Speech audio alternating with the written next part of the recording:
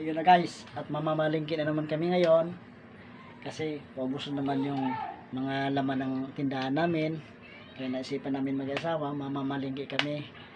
At nabalitaan ko, mayroon na naman daw napapritit sa Nubo Supermart. Kaya titingnan ko kung ano naman yung mga papritis nila. Baka kape. Antabayanan nyo mamaya ah. Pag abot-abot ko nga ni digdi sa Nubo, nahiling ko nga ni talaga niya ko may papritis na naman talaga ang Nubo. Kaya sabi ko nga ni Kiago, pagtapos na niya ako magbayad kinita, dumanong ko daw. Tara na ang nga ni.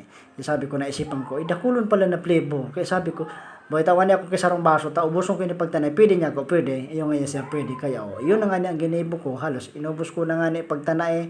Takon mata na kaman sa nangani kisaro, lugi ka. Kaya tanaan mo na sa nangani gabos.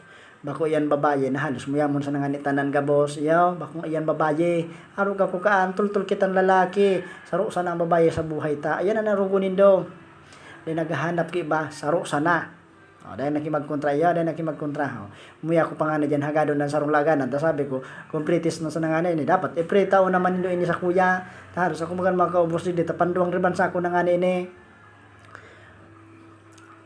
Kaya sabi ko nga ni, maduman naman yung mabakang itakibagas. Ano yung nga ni kami digdi sa Riosa kay Mr. Chua. Kung mahilingan ini do hampang sa nangani kani ini yung tindahan kan mga mineral. Budayan so pasiring nga ni sa sentro kan tabako.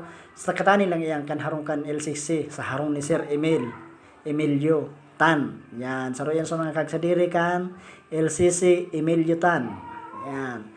Ang pinaka CEO nga ni gayud yan kan LCC si Sir Anton yata. Kaya mauli na nga ni kami. Salamat na sa nangani tabi sa paghilingkan sa kuyang video. Imasap na nga ni ko. Tamasiram ini.